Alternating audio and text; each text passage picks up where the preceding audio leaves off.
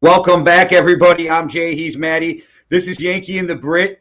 Week 1 of the NFL season.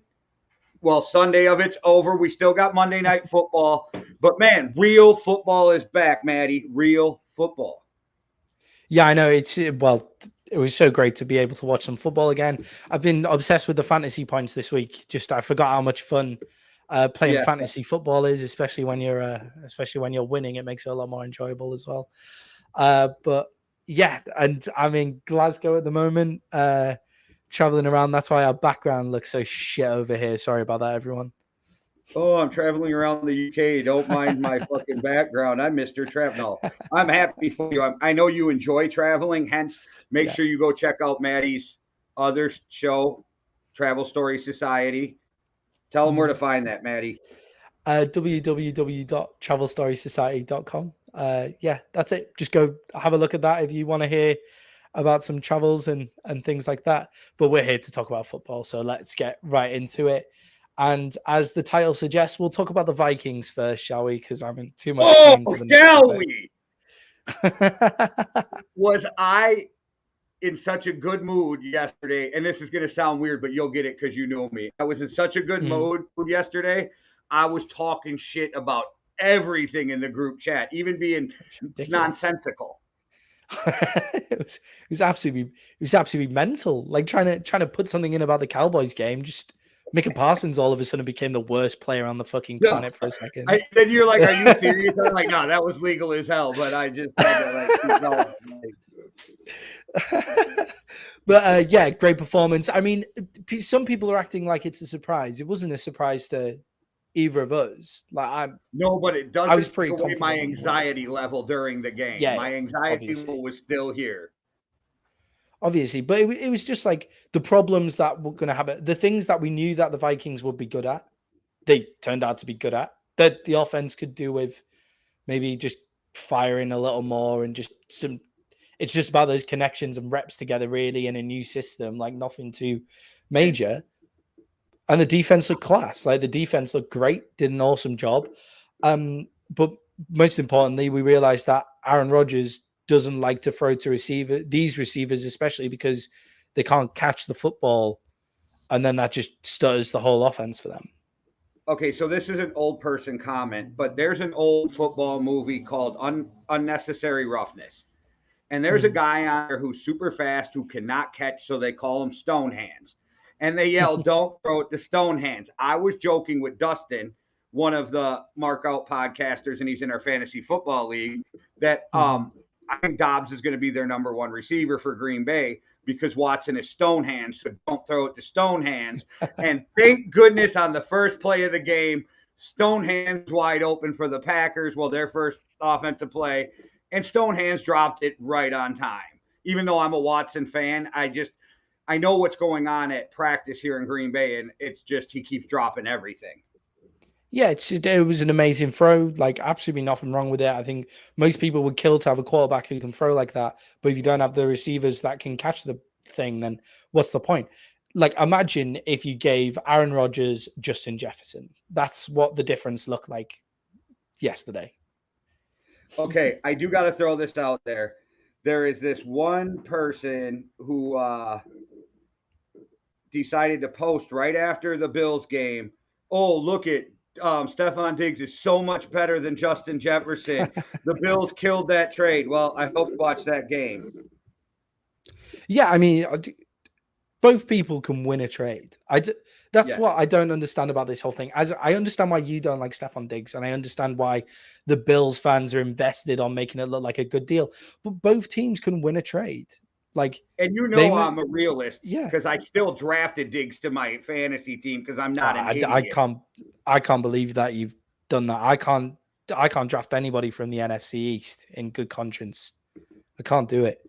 Oh, I got AJ Dillon on my team, buddy. I don't care about that. Yeah, no, you're all about the win. Like somebody tried to trade me Curtis Samuel, but a very good point forward that he scored 17 points and looks like a big part of their offense. But I can't take a Washington Commanders player. I hate that name. I hate it. I just hate it. I wish It's they would have awful. stuck with the football team. Every time somebody says it, it's like nails down a chalkboard to me. Like I just hate it. But gotta say, as for the Vikings, I was a little worried about that offense being a little stagnant because they played zero of the starters together in the Yeah. preseason. But they do a good job at practice, I guess, because they came out that first drive, got it clicking, scored a touchdown, and I was like, okay. And again, it would probably be a little bit of a different game if Stonehands doesn't drop that pass Watson down the Mhm. sideline. And how Patrick Peterson got that beat, but I was like, I'm glad it was the first play and he didn't score a touchdown. So let's regroup and never let that happen again. You're Yeah. Patrick Peterson. And but the defense, man, I know they're new. They've just come together. 4 sacks, 7 knockdowns, an interception, a fumble recovery. Like it was impressive to me. It was impressive to me. And for Packer fans, as Roger said a couple of years ago, relax. It happened last year. They got routed. Rogers kind of gave you a warning for this before the game. He's like, if we lose, it's not going to matter. If we win, it's not going to matter. It's the first game. He was telling you guys there's some problems with this offense. And I told you I wanted to catch him right now instead of 5 weeks with these receivers. Yeah, and I don't know. I feel like it looks a little bit different to last year. I It think, does. It does. It does. yeah, like everybody was saying that. Everybody was like, "Oh, it's okay." Last year they won 13 games, but they got routed in their first game, and it was like, yeah, New Orleans were coming off like a hurricane disaster, so they were playing with some other juice there, and you could kind of see the pieces clicking in that performance. They just didn't quite come together. Whereas the only time I could see them having any offensive movement was Aaron Jones started to run quite well and was in the receiver, and AJ Dillon was running over a few people, but it's not the same. That's not the same as last year because that was a surprise. Last year was a surprise, but this year I wasn't surprised by the margin of the win or who won either. Like it's exactly what everybody's been talking about all off season. Like the Packers have no offense. They have nobody to throw the ball to. They make the Cowboys wide receiver room look good. Like that's how they look at the minute. And what impressed me the most and made me the most excited, well, 2 things. And I text you this. I loved that they threw the ball on that 4th down play. I loved it. I Mm-hmm. loved it. Yeah. Just throw it to JJ, get him in the end zone. I love it because everybody thinks you're handing it to Delvin Cook or CJ Ham or Kirk Cousins, who's pretty good at a quarterback sneak. Everybody was piling up and JJ just went right out to the side. But really impressed me is, so I know this is a crazy stat, but within the last 2 minutes of a half, so at the half or the end of the game last year, the Vikings lost 7 of their games because of their letting them score. Okay. So Mm-hmm. They turn over at the end of the half. Love it. That's the way you like do that. And then to come out of the half, turnover, and they would have been able to kneel on the ball and give it, or at least give it back to Rodgers with 20 seconds left. It ended up being Jordan Love, but Cook didn't want to stay in bounds, and that bothered me. But the way they ended a game and ended a half, I was very impressed with it. I'm like, the Mike Zimmer regime is gone. You can tell it's gone. Yeah. It felt more like they were running to pass as well, is what I could kind of see from it. Whereas in the Zimmer offense, they're running to run, aren't they? Like they're running because that's the way that we play football. And so not when you have Justin Jefferson on the outside, it's not. You run to create space for Justin Jefferson, which is why that 4th down play is so impressive, because the reason you have that star in the backfield is because you have a star wide receiver who you can get the ball like as well. Like there's no point. Like what made the Cowboys offense so potent when Zeke was there wasn't the fact that, well, it was an amazing offensive line as well, but everybody knew that you were thrown to Zeke. So then just launch it to Amari Cooper or Des Bryant or whoever was there at the time. And the one thing I want to say about Green Bay is everybody's like, why don't they move Alexander around the field with Justin Jefferson? And what I read is it's not that they don't feel like Alexander can do it. They do. They don't feel like the rest of their other corners can play all 3 positions. So when Alexander gets shoveled into the slot, you got to take your slot corner and throw him out on the outside. And that's where they think they'll have a problem. It's not that they don't think Alexander can do it. They're worried about their other corners being able to be interchangeable. Also, you move Alexander into the slot and then you get a big run down the middle. He's got to come up and be that run defender. And do you really want your best corner taking on big backs? I don't know. So when I read that, I kind of got it. I kind of got what they were saying. It's not Alexander that can't do it. It's the rest of the team. They don't think are as interchangeable as Alexander. And I get it because you got Savage. He's not going to be interchangeable on there. Yeah, and I think the one hope for Green Bay is this defense, like they will get that right eventually. You feel like with the talent on there, that'll be fine. And then they were missing both of their tackles like yesterday, but they were when you have injury-prone tackles. Yeah, it's like when you have injury-prone tackles, it's like it's ridiculous that the Cowboys haven't replaced Tyron Smith, like haven't got someone there to replace Tyron Smith, like all the time. Because if you have injury-prone tackles like Bakhtiari, you are going to have to play without those tackles. So yes, it's a ray of hope. And I've seen some people saying, "Oh, we didn't have our tackles. That's why the Minnesota defense looked good." And it's like, no, the Minnesota defense looks so good because it is so good. There is no reason why you should be rolling out tackles to make a team that look good. Like you should have that sorted out when you have injury-prone tackles. So I just don't think there are rays of hope. You still have Aaron Rodgers. He's clearly throwing the ball. It's a young wide receiver core. That Green Bay loss felt different to last year's Green Bay loss, definitely. I agree. And Florio said one thing, and I don't agree with him a lot, but he's like, Minnesota's defense doesn't have to be great. They just have to be a little bit better than they were last year. Yeah, definitely. And I think Minnesota didn't even feel like they were playing their best ball to me. Like their offense didn't feel like they were playing their best ball and they still blew you out. Whereas last year, the Saints, that's the best that the Saints played all that year. So yeah, they blew you out. You just caught the Saints at a really shitty time. Whereas like the Vikings, that they're working on a new system. There'll be more bells and whistles added to that as we go through the weeks, which one tells me that the Packers weren't great and they need to really find a way to fix whatever's going wrong there and just run the ball more, because if your defense isn't that good, you need to just stay on the pitch and your wide receivers can't catch. And then also what that tells me is that the Vikings are for real. I genuinely think the Vikings are for real. Like, I don't want to overreact after week one, but they proved everything that we were saying over the offseason right. And the Packers proved it right as well, but in the wrong way. And then moving on to your team, Maddie. Okay. Yeah. I was giving them a hard time last night when they were losing, but I wasn't worried about them because they're in the NFC East, and I thought, okay, they still got a chance. I don't know, man. I didn't expect Dak to be. Now they're talking, what, 3 to 8 weeks? Is that not the longest timetable and like the weirdest timetable? Yeah, that seems strange, doesn't it? They're saying because it was a clean break, he could be back in 3, but that injury can take up to 8, I guess, is where that number's coming from. Yeah, it looks so innocuous as well, right? Like it looks so innocuous completely. I didn't realize he was that hurt. I didn't notice it. I did, like, fair play to him for playing on, but when you're the franchise quarterback and you're in this losing, get the fuck off the pitch, man. Come on. But that might be the worst that I've seen Dak Prescott play. I can't think of a time where I've been more upset by Dak Prescott's throwing, because what I was expecting to be annoyed about is the wide receivers not getting any separation, the offensive line not holding up against that Tampa front. The offensive line held up really well. I thought we were able to run the ball in spots. I thought until McGovern went off, it looked like we were able to run the ball kind of at will. We were averaging about 6 yards a carry.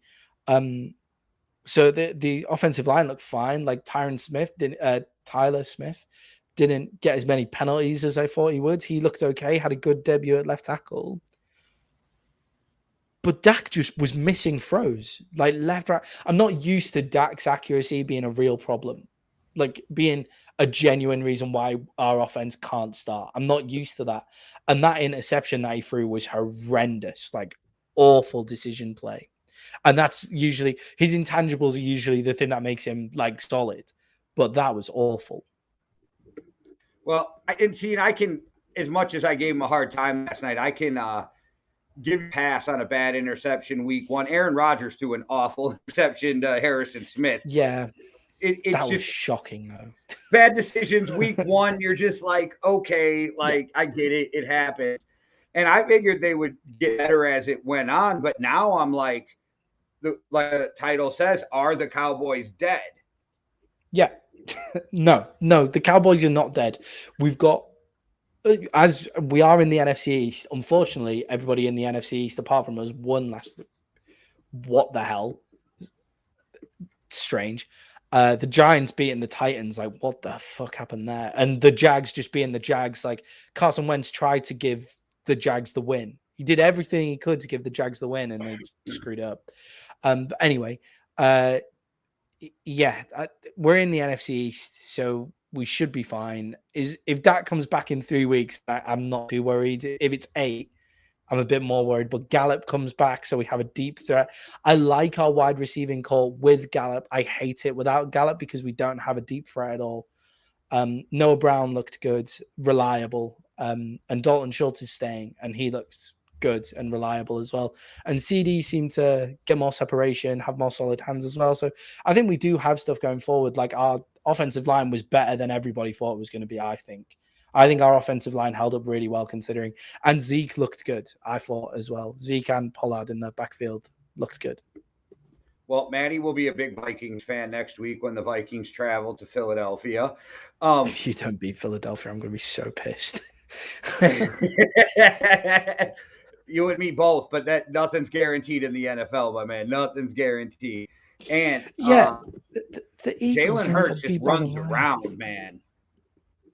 Yeah, they did nearly just get beat by the Lions. I just want to put that out there. Like, yes, the Lions look better. Like, the Lions look good, but not 35 points to Jared Goff good. Like, but I don't anyway. know. I could not play for Dan Campbell. I know a lot of people could, but hey, man, we got to go out there, man. And you know this, man. And oh my gosh, man. And I'm going to say man after man after man. I was like, Hard Knocks, I was like, shut up, man. Like, you stop saying man. I don't know. Maybe it's just me. But, yeah, I was watching it and Cynthia was saying the exact same thing. She was like, I just wish that guy would stop saying man. Like, he's so annoying. He's an annoying guy. I'm with her. You let her know I'm with her. It was killing me. It was killing me. I got to ask you a question. So let's say reports come back tomorrow. Dak's out 8 weeks. We're just throwing a hypothetical, right? Yep. Do you call up the 49ers and be like, we need Jimmy G, send him on over? Yeah, I mean, somebody put Cam Newton in the hat of absolute psychopath. Weird thing to do. But apparently Jerry's flown to New Orleans to go get the red rifle back. And I liked Andy Dalton as the Cowboys QB. He did quite well. It all depends how much it costs. I'm not mortgaging off yet. I don't think our team is good enough to mortgage anything on Jimmy G. Now, this is just something I came up with last night, but I was thinking, so yes, the Steelers won. No, Mitch Trubisky did not blow the doors off the game or anything, but he held it together and he played well. So if they're ready to move on with Kenny Pickett for some reason, and you can get away with a low draft pick, like a 6th round pick, would you be all right with Mitch Trubisky coming in? I never hated Mitch Trubisky. I just want to put that out there. I liked Mitch Trubisky. I'm willing to give any quarterback a pass who has to play for the Chicago Bears. But like Mitch Trubisky, I would take him in a heartbeat for what he did to us in the playoffs. Like, I remember that game. That was horrible. Yeah, I'd take Mitch Trubisky in a heartbeat. I've just had the thought of Ryan Tannehill. If the Titans go, hey man, like, you couldn't even beat the Giants, let's give Malik Willis a go. So, like, we didn't call the Giants winning, but we both said on our last podcast, the Titans do not look right. There is something wrong. They are not the same Titans. Yeah, definitely. And it can't just be the loss of AJ Brown. There's something else happening there. But Ryan Tannehill, I think, is on his last legs as the Titans. And I wasn't thinking that at the start of preseason, but I think Malik Willis had such a good preseason that People want to get out of there. And if the Titans are stupid enough to give us Ryan Tannehill for a lower pick, then I'd go for that as well. It does mean that our cap room for our QB is absolutely ridiculous. So maybe Mitch Trubisky is more the way. I'd love Mitch Trubisky, Andy Dalton. Give me any of them. Yeah, just not Cooper Rush because Skip Bayless was blowing Cooper Rush today. Yeah. A bit harsh on Cooper Rush. Like Dak wasn't really throwing anybody open either. Like, no, I'm not saying that. I'm just saying like Cooper Rush is Cooper Rush. You know what you got. Like, yeah. And Skip was acting like because the one awful Vikings game that he won, that he can like steer the ship for 8 weeks or something. That's ridiculous. No, he can't. But not with this team either. But right, so. I also would like to give the Tampa Bay Buccaneers some credit here as well because their secondary is real. Yeah, their secondary is real because they've made our wide receiver room look awful, and it's not as bad as all that. Like it's inexperienced, but it's talented, and they've used that. They've got a great secondary in Tampa Bay, I think. And we were able to, and our defense as well was able to hold Tom Brady to 19 points. I mean, they could have gone off. They were trying to win the game. Leonard Fournette rushed for 100 yards. It's never great. He looks scary, Leonard Fournette. He looked like playoff Lenny again. I was wondering how Brady was going to play with all the rumors of like his turmoil at home. Mm. I was curious to see how Brady was going to play, though. Like, I don't know how much of it's true, but there's articles that Giselle left with the kids because Tom went back and they're not living together. And if that's true, I'm married, though. I mean, if that's true, that would fuck me up in the head. Like, your wife's not there. Yeah. I don't think that's true.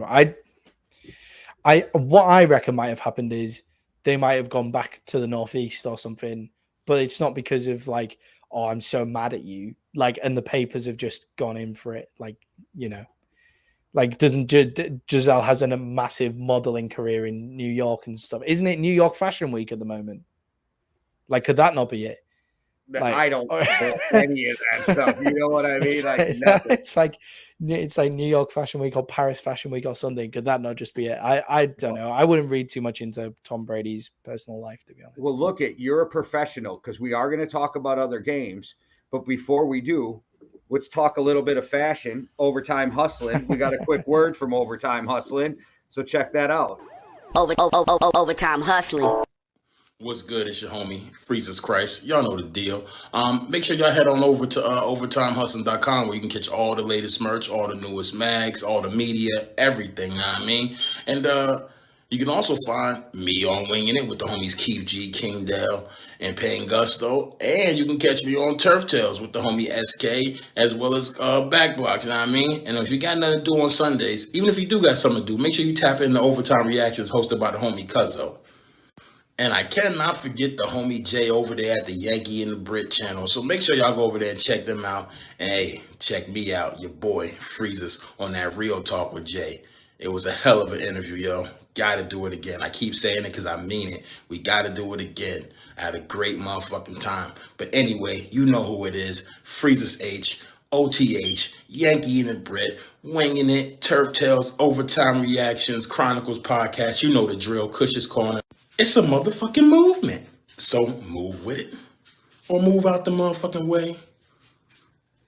Simple and plain. Overtime hustling, we hustling overtime. All right. I know there's a game we talked about that we're going to talk about, but before we get to that, I'm going to put you a little bit on the spot. I want to talk about that Colts-Texans tie. Yeah. What happened with that? The Texans became the Texans again. Is basically the Texans were absolutely awesome for 3 quarters, and then they became the Texans again. The Texans didn't get given a chance going into that game. We expect the Colts to be a lot better than that. I see this tie as a win for the Texans, even though it'll feel like a loss to them in the dressing room. They should have just gone for it in overtime. I think both teams just played a bit played a bit safe in overtime. I think the Texans should have just gone for it and gone, look, if we get a win out of this thing, then that'll be insane for us going forward, because nobody expected us to win this anyway. So I think a tie works really well for them. My boy, Davis Mills, Yeah, balling out. I am like, dude, I'm a big fan of Davis Mills. You know that I wanted him to be a Viking. That whole thing still irritates me. That team is sneaky good. They're not ready to win. They need to learn how to win. They need a few more pieces, but they are young, they are tough, and they are sneaky good. And I'm impressed because I shit all over that organization when Deshaun Watson asked for the trade before all the crazy shit came out. Like, I shit on that organization because Bill O'Brien got rid of everybody before he left.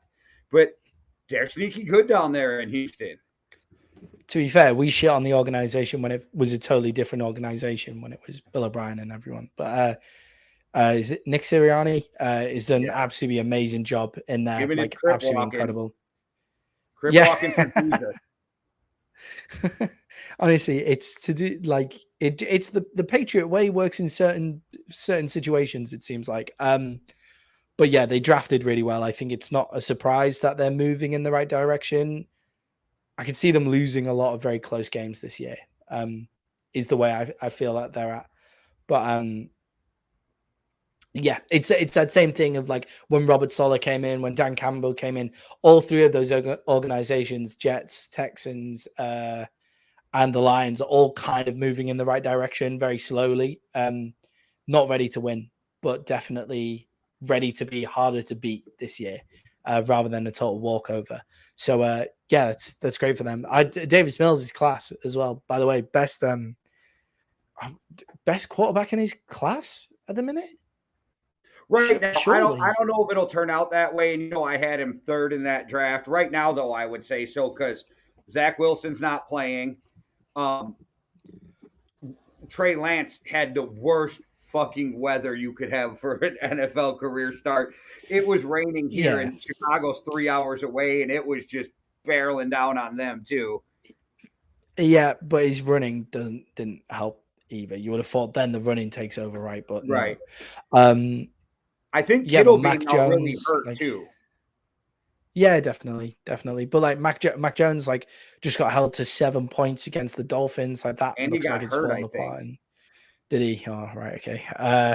And Trevor Lawrence is like, I don't know what to make of Trevor Lawrence. I'm not gonna look too much into it though. Just in Fields, we'll know because Doug Peterson is the right coach. So if he doesn't get the best out of him, then we know that experiment didn't work.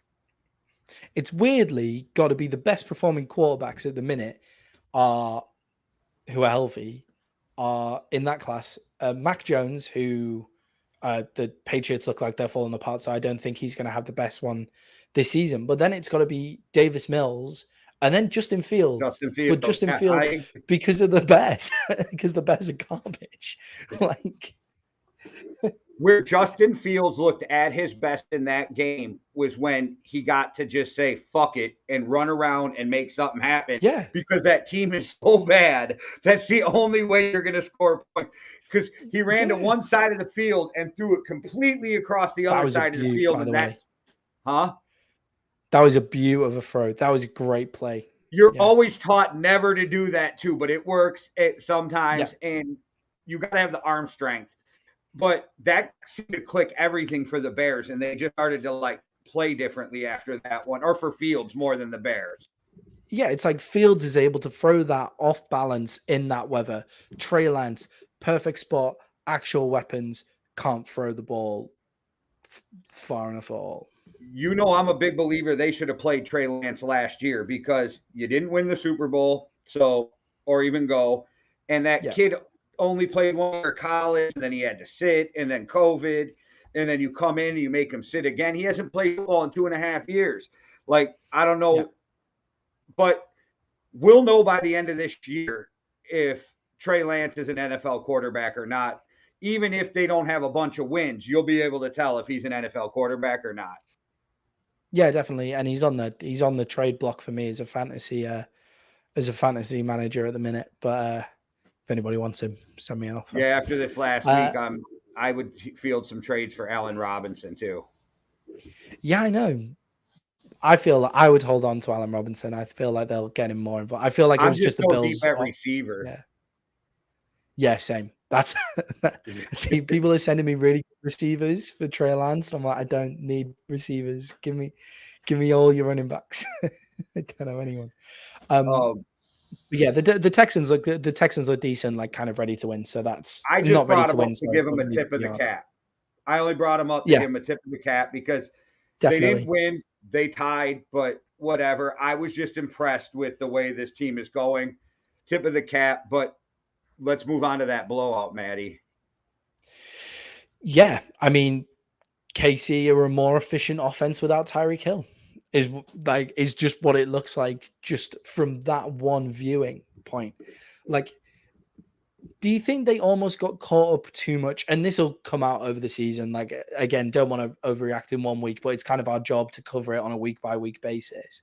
Do you feel like maybe they got caught up too much in being, I'm Patrick Mahomes, I'm Tyreek Hill, I'm Travis Kelce, Patrick Mahomes flinging no look, like left-handed shit, like 40 yards down the field. But now they've just gone, oh, hang on. There's so much stuff under. Like, let's give it to Juju Smith-Schuster, Sky Moore, whoever else. I think kind of. Tyreek Hill gave Mahomes the ability to go, I'm going to hold this for another 2 seconds. Do you know what I mean? And then because he knows at some point Tyreek's going to outrun you. So, but I think now he's got to play more in the Andy Reid style offense of drop back, and he'll never be your stereotypical West Coast 3 steps out the hand. That's never going to be him. But he's going to be more that and spread that ball around more. And I was very impressed with the way they looked, but I was also not impressed by the Cardinals at all. And that 44-21 makes it sound like it was closer than it really was. Yeah, they weren't in that game at all. And I think it's largely down to what they're missing at receiver. They're missing their entire offense right now, aren't they? Like, let's be real. James Conner looked good. Decent runs. Like, obviously, he's still got that touchdown element to him, so that's good for them going forward. I don't want to judge the Cardinals too much on this. What the Chiefs' defensive front looks real, which is good for them. Like, the Chiefs have just needed a bit of a defense. Is always helpful when you've got Patrick Mahomes. I'm a bit upset with Kyler Murray for not kind of just going like what Justin Fields did and just went fuck it and just did some crazy shit. Like, didn't come forward for Kyler Murray at all, which is not like him. So that's a bit of a worry. I think the biggest worry for the Cardinals is will it all come together when everybody's back from injury and suspension and things like that. Yeah, I just that was an ass whooping of epic proportion. Oh, that yeah. was just, Oh, like, yeah. like, man, I think so I'm They flipping back. deserved And I start with the Browns Panthers because I wanted to see how that was going to go. We all know I moved from that game quick as shit because it was boring. So I'm watching the Bears play. I'm watching different teams play. But I'm flipping back and forth, and I don't remember which games were which. But I swear I left the game or the Chiefs game for less than 5 minutes and came back, and I'm oh my gosh, they're routing them already. Yeah, and it didn't feel like just boom, boom, like turnover, touchdown, how those quick routes kind of happen. It just felt like what happened was the Chiefs got hold of the ball one time, very efficiently moved down the field, scored a touchdown. Next time they get it, they very efficiently move down the field, score a touchdown, and then they get it and very efficiently move down the field and score a touchdown. Like, that's how it felt to me. Like, it wasn't like crazy splash plays. And I think if you put Patrick Mahomes in a system, if you do Patrick Mahomes's crazy stuff that'll win you a game out of absolutely nowhere, but then add that in a solid system with very efficient receivers, that almost maximizes it. And I'm not saying like Tyreek Hill basically won, Tyreek Hill and Travis Kelce basically won them a Super Bowl together. So I'm not saying that this isn't any slight on Tyreek Hill. It's just they've almost got better without him, which is something that a lot of people said might happen. Right, and it's not a fight on Tyreek Hill because Tyreek Hill's down in Miami, and Miami just played a hell of a game. So Yep. Like it's again, maybe two teams won a trade. 2 teams win a trade. Yeah, 2 teams win a trade. That doesn't hurt as much if you're not like in the same division and stuff. Like it works perfectly fine, really. I also got to say, because Yeah. I brought it up for a second, impressed with Miami. Impressed with Miami's Yeah, win definitely. yesterday. Yeah, definitely. And I think New England are kind of just falling apart, so it helps there. But their defensive front, guys, if you haven't got if Miami are undrafted as your defensive front in fantasy football, then I would go pick them up straight away because I think they're going to be the best in terms of grabbing sacks. They've got a really talented defensive line, and then they've got a few ball hawking cornerbacks there to get some interceptions as well. So I think they're going to be one of the top defenses in the league.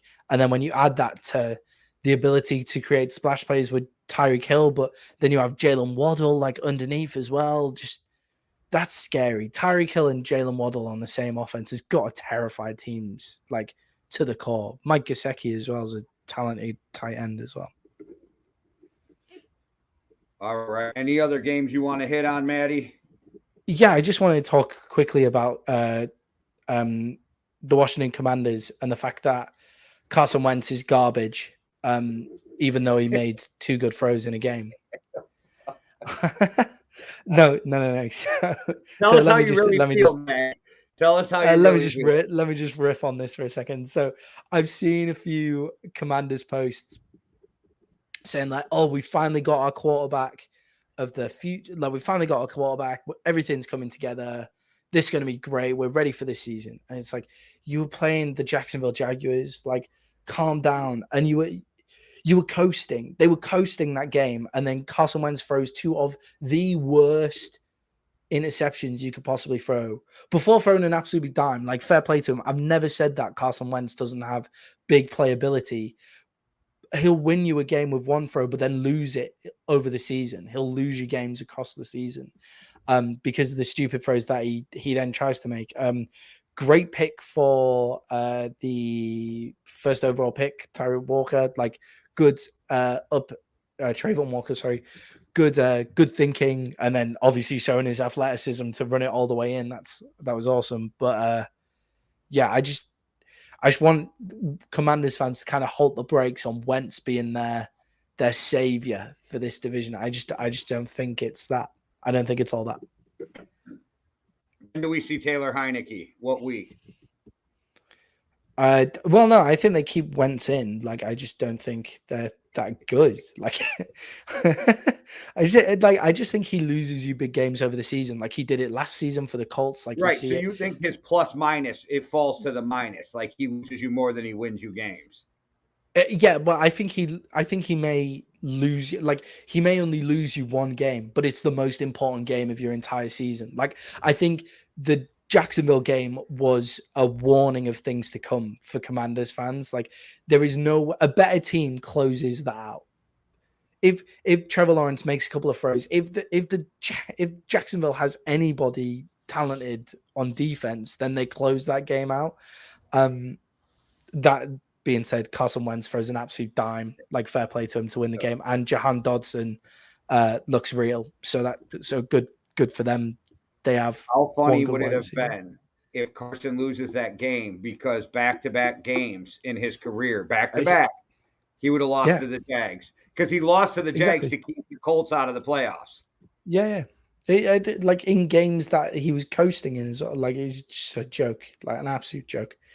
Clown town. Yeah. And then the final game, and then this isn't just about talking about the NFC East, I promise, but the game between the Eagles and the Detroit Lions. What a crazy game that was. High scoring game. Yeah. Are the Lions for real, or is it the Eagles that aren't quite as good as everybody makes out? What do you think? I know everybody seems to disagree with me. I had big faith in the Lions going into the season. I watched Hard Knocks and I lost it all. Too emotional, right? And it's not even just Dan Campbell. Like, Swift has 0 dog to him. Jamal Williams, but he's not the athlete. You know what I mean? Yeah.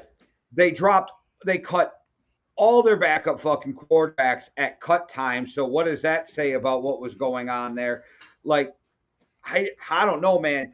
Besides St. Brown, I'm not sold on their receiving core. I know that you got your big dog from the draft coming up in middle of the season, but I don't know. Jared Goff's like the only guy on that team that seemed to be stable on Hard Knocks. I was like him and Jamal. I was like everybody else. I was like, yeah. damn. Even Jamal was too over the top. I think Yeah, when he like cried Hard during his Knocks. speech. Yeah, crying in the team thing. Like, guys, I love the passion. Like, great, whatever. You shouldn't be reducing yourself to tears in practice. Like, over this thing. Like, it's almost like Dan Campbell's got them caring about things too much. Like watching Dan Campbell cry on the team bus before having to go back and cut people. It's like, man, like, it's a business. Like everybody understands like what's going to happen now. Like everybody knows that this is a business. I'm worried that the emotions get in the way of the job. However, the emotions did seem to drive them against the Eagles. And I'm thinking now that the Eagles aren't this terrifying team that everybody thinks they are. Their defensive line, if you're letting, what was the score? Did Jared Goff score 35 points? Like something like that, wasn't it? It was. It's like 38-35. Yeah, 38-35.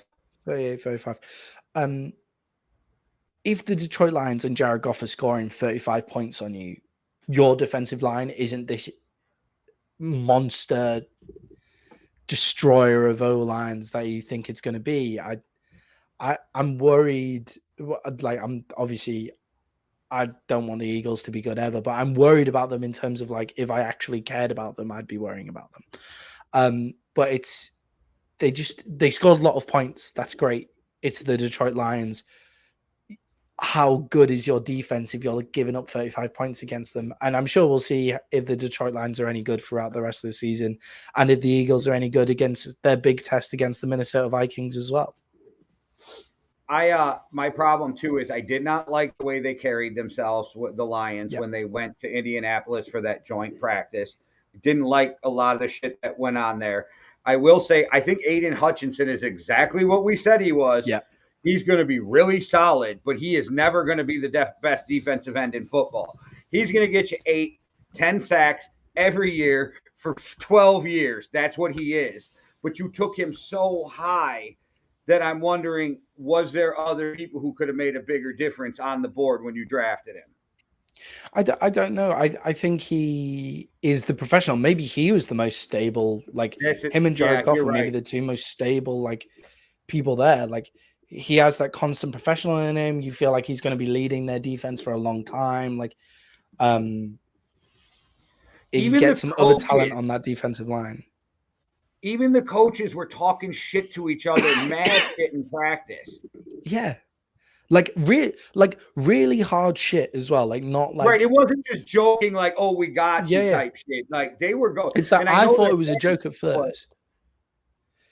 It's like all this thing like grit. It's like, right, okay, but how gritty can playing in $1 billion stadium whilst getting paid millions of dollars in front of everybody really be? Like, I totally get the like getting the Detroit in there. Like, I like the idea of playing with grit, but it's the idea that it's their whole personality. Like, why not just add a little bit of finesse to the grit? You know, like and maybe. How long can you ride emotion before it wears you out? Yeah, exactly. It looked like they were breaking down by the end of preseason. Like, didn't it look like Dan Campbell was having a breakdown when it came to cuts? Like he looked like an emotional wreck when it came to cutting people. And is that what you want from a head coach? Is Bill Belichick crying because he has to cut a guy who probably wouldn't have seen any game time anyway? Like a 6-string wide receiver. Clear. I would not want to play for Dan Campbell, but I would like to go to the bar with Dan Campbell. Like, I need to throw back some drinks with Dan Campbell. That's the kind of guy. He is too emotional for me. Like, and maybe that's just because most of my coaches, they were get up in your face, but it was when it was needed. It wasn't constant all the time, you know, and I'm not used to that kind of coaching. Yeah, I preferred a much more chilled out version of coach. I like to use my brain when I'm playing sports rather than just like, oh, I'm going to kick the shit out of you. And it's like, yeah, but if you just run that way instead of running right at that person, then maybe you might See, that was my avoid some coaches people. coached, but when you did something against what they coached, they didn't have a problem getting in my face, or they were never like Yeah. super disrespectful, but like, what the hell are you Mm. doing? Get over here. I'm okay with that. It's just that I'm okay with a dick as a coach too. It's that over rah shit I can't do. Yeah, I really struggle with it. Rodriguez, the guy who's shone in the on Hard Knocks, he actually looked good on the pitch as well. Like he made some actually decent plays. If you kept track of him during the game, he was actually pretty good. The Vikings signed that quarterback they cut too. The one who was in like the first 2 episodes of the thing. The who? Sorry. The quarterback from Hard Knocks. That Oh right, okay, yeah. Whose With the wife Colombian is athlete Olympic. wife. Yeah, Yeah, Blow. Vikings He signed looked him. good. Yeah, he's on the Vikings practice squad. He looked good. He had heart, man. He looked good. And then final point, and then we'll head off. What the hell happened with kickers in this week? What was going on? And what's happening with kickers in general, I think is quite an important thing to say, because I remember thinking that extra points, field goals, they were pretty much automatic. And I had this thought, and it's just, do you not think that more people are getting into the backfield and getting into the kicker's face now than have ever done before and of actually making it to the ball? Do you think people have just got better at defending kicks? Yes, but this is one of those things where I think 2 things can be true. Yeah. Yes, I watched a lot of bad fucking snaps to the kicker yesterday. Mm-hmm. Yeah. The Bengals, that was not the kicker's fault. Those were bad. That's the long snap. Snaps. Yeah, the long snapper was injured, wasn't it? So he wasn't like the guy who was long snapping isn't the guy who normally does it for them. Yeah, they were bad. They were catching them here, like down here. And I never used to watch that as much, but I'm a big Pat McAfee guy, so I listen to Pat every day. And Pat talks about where the snap has to be, how the holder. And so most of the time when a kicker misses, it's on either the holder or the snapper more often than the kicker. And so I watched that now, and there was some bad snaps. Yeah, definitely. When Carl McPherson's missing too, like there's definitely got to be something wrong. The bad snaps was down to an injury. That was an injury in the Bengals game. But then Boswell misses a kick as well, and I think also those McPherson kicks, they're blocked as well. So no, one's blocked and one's just shanked left. Because I follow everything Vikings, that's why I drafted Greg Joseph in fantasy. Mm-hmm. Because they were like, he doesn't miss in practice, like he doesn't miss in training camp, the coaches. And they're like, he's hitting from 63 in practice, like, and stuff. So when he came out and hit his career long yesterday at 56, it's the first time in years I wasn't sweating bullets with a Vikings kicker. It's what, but honestly, I remember us having this was one of the most ridiculous offshoots of a conversation that we've had. Like we spoke about punters versus kickers for like half an hour in a video that just wasn't titled that at all. It just came out of nowhere. But kickers win you games, and punters also. Yeah, it was class. It was probably the best offshoot that we've done for a while. But kickers win you games, and punters stop you from losing games. Is maybe a better way to kind of describe it. But the special teams are important. The special team, we always say this. It really is. You've got to make sure that you've got it sorted. Yeah, exactly. Like it's so worth drafting the best kicker. You'll agree with this. When your special teams is playing good, you never think about them. But when your special teams is playing bad, you're like, oh shit, that's a really important phase of football. Yeah, definitely. I used to fucking love Dan Bailey, man. Like Dan Bailey was one of my favorite Cowboys for such a long time. And once he got the yips, that's what we call it in the UK. It's a cricket term. Oh, don't I know about Dan Bailey coming to Minnesota? And I know. He's got the yips. I don't know what it's like when you mentally can't do what you used to do anymore. He went from the second most accurate kicker to the 7th by the time he left football. Yeah, he should just retired like as soon as he stopped making it. But and then you look at say Justin Tucker, like the Baltimore Ravens never feel like they're ever going to miss a field goal or an extra point, do they? When they've got Justin Tucker. Right. Yeah, but Callum McPherson, like drafting the highest like kicker, drafting the guy. If there's a guy in college who is just nailing it between the posts every week, draft that guy. Like, it's so worth it. He's gonna win you more games than you're like. If you're drafting them in the 4th round, what are you picking up in the 4th round? Most of the time, it's a backup cornerback or a gadget wide receiver, that kind of guy who will see game time, but are they going to win you or not lose you as many games as a kicker?